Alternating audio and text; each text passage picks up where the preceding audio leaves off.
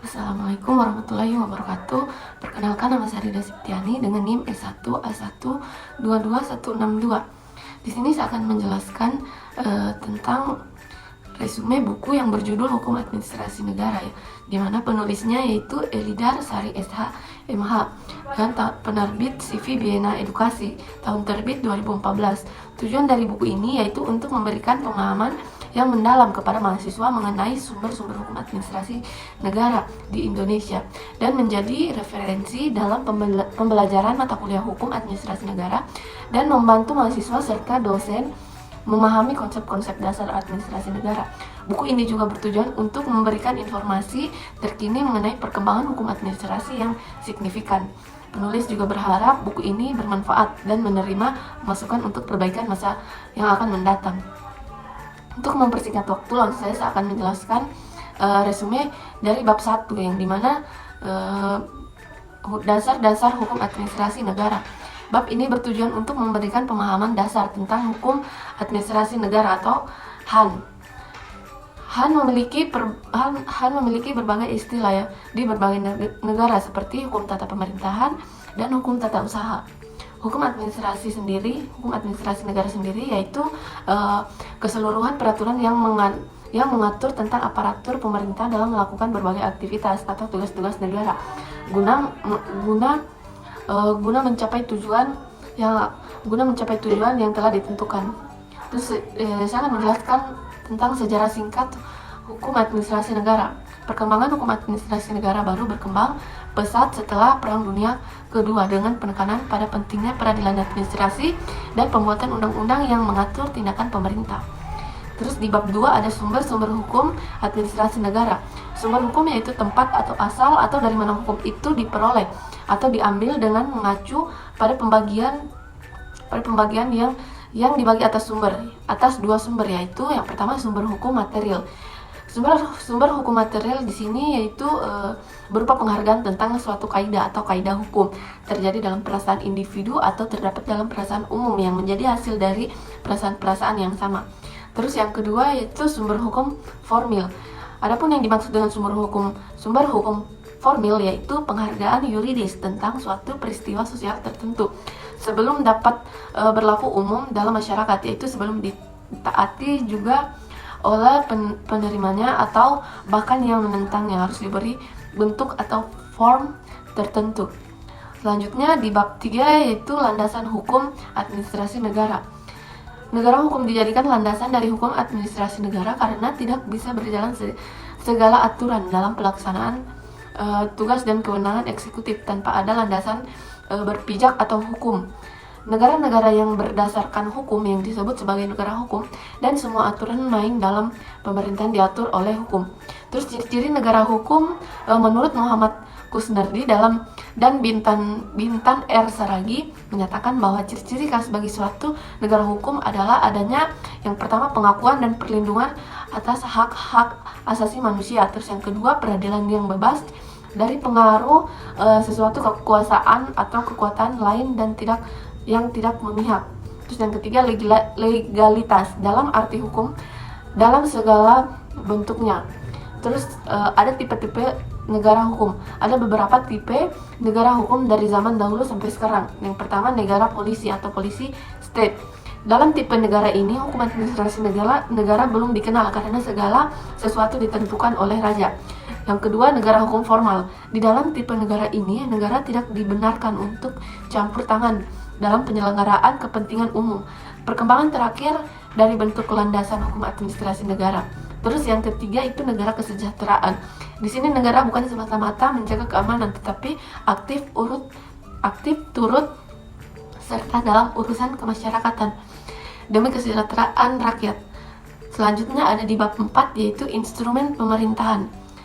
Syarat-syarat suatu ketetapan yang sah menurut Van der Pot. Syarat suatu ketetapan yang sah adalah yang pertama dibuat oleh alat yang berwenang.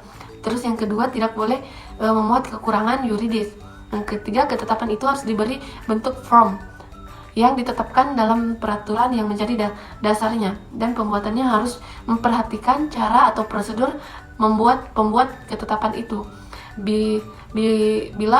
Bila cara itu ditetapkan dengan tegas dalam peraturan tersebut, dan isi, muatan, dan tujuan ketetapan harus sesuai dengan isi dan tujuan peraturan yang mendasarinya.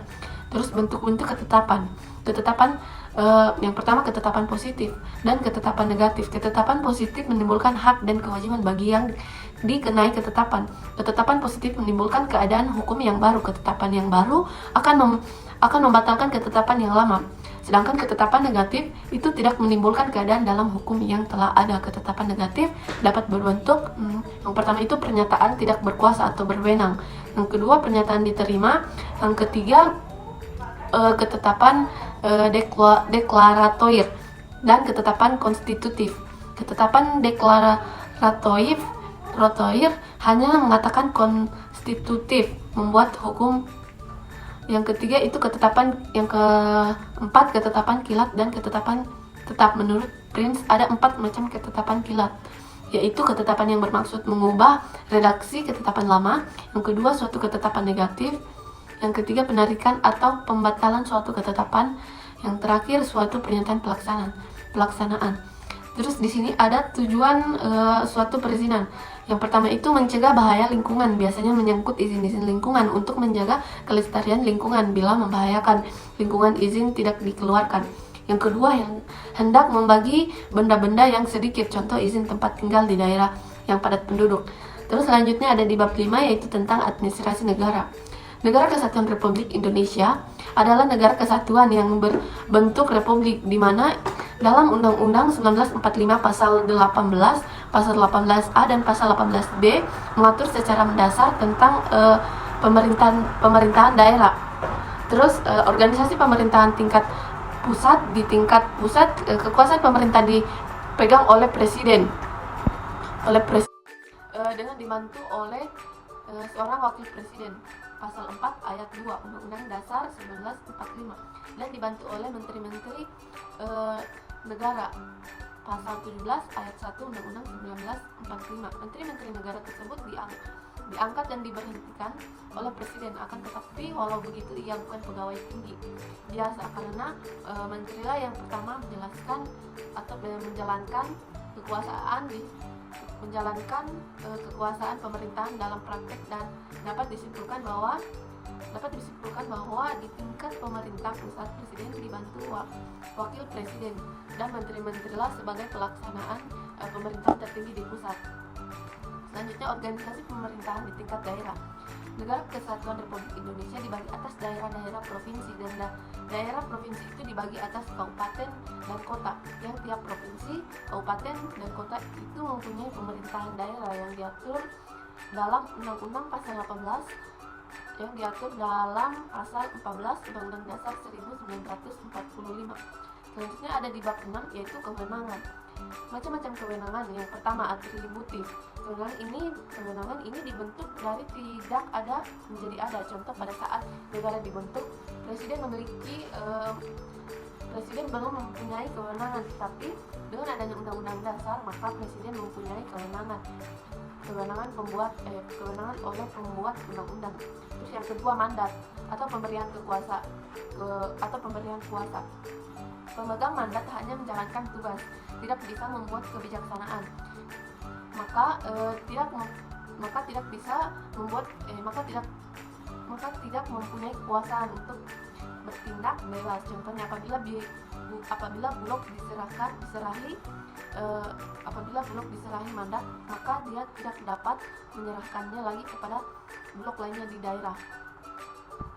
Terus selanjutnya di bab 7, yaitu asas-asas hukum administrasi negara.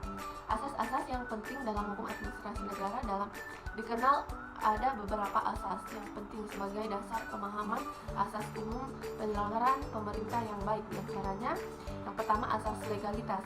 Setiap perbuatan administrasi negara harus berdasarkan hukum.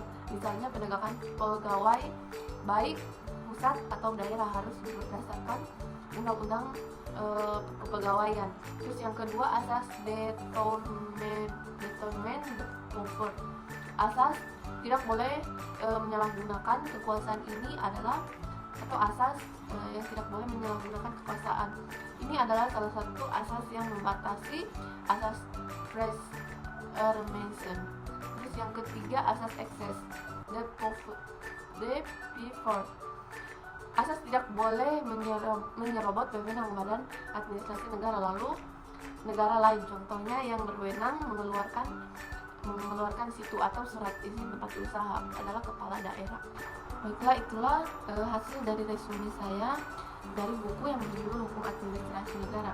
Selanjutnya yang dapat disimpulkan di sini yaitu buku Hukum Administrasi Negara merupakan karya yang komprehensif dan mendalam mengenai berbagai aspek hukum yang mengatur administrasi publik di Indonesia. Dalam buku ini, Elida Sari berhasil merangkum berbagai konsep, teori, dan praktek yang berhubungan dengan hukum administrasi negara, memberikan pemahaman yang jelas dan sistematis kepada pembaca, terutama mahasiswa dan dosen di bidang hukum. Selanjutnya, definisi yang signifikan hukum administrasi negara, yaitu seperangkat aturan hukum yang mengatur hubungan antara pemerintah dan warga negara, serta mekanisme pelaksanaan kebijakan publik. Buku ini menjelaskan pentingnya memahami hukum administrasi negara sebagai alat untuk menilai dan mengontrol tindakan pemerintah sehingga mendorong akuntabilitas dan transparansi dalam penyelenggaraan negara. Secara keseluruhan, buku Hukum Administrasi Negara oleh Elida Sari adalah kontribusi penting bagi pengembangan ilmu hukum di Indonesia dengan memberikan pemahaman yang mendalam tentang hukum administrasi negara. Buku ini membantu membekali generasi baru profesional hukum dengan pengetahuan dan keterampilan yang diperlukan untuk berkontribusi dalam penyelenggaraan pemerintah yang efektif, akuntabel, dan responsif terhadap kebutuhan masyarakat. Buku ini tidak hanya relevan untuk studi akademis, tetapi juga sebagai panduan praktis dalam menjalankan fungsi-fungsi pemerintahan yang berkaitan dengan administrasi publik. Terus kelebihan dari buku ini, yang pertama itu penyajian yang terstruktur, materi disusun dengan sistematis, memudahkan pembaca untuk memahami konsep-konsep hukum administrasi negara secara bertahap. Terus yang kedua, estetika dan penyajian yang menarik. Editor berusaha memberikan tampilan yang menarik dan estetis yang dapat meningkatkan pengalaman membaca. Terus adapun kekurangan dari buku ini yaitu yang pertama, pembahasan yang terbatas. Beberapa topik penting mungkin tidak dibahas secara mendalam sehingga pembaca perlu mencari sumber tambahan untuk memahami yang lebih komprehensif. Terus yang kedua, referensi yang terbatas. Meskipun ada daftar pustaka, variasi sumber yang digunakan mungkin kurang membatasi perspektif analisis. Sekian, itu saja hasil resume dari buku Hukum Administrasi Negara dari saya. Sekian, kurang dan lebihnya mohon dimaafkan. Wabillahi taufiq wal hidayah. Wassalamualaikum warahmatullahi wabarakatuh.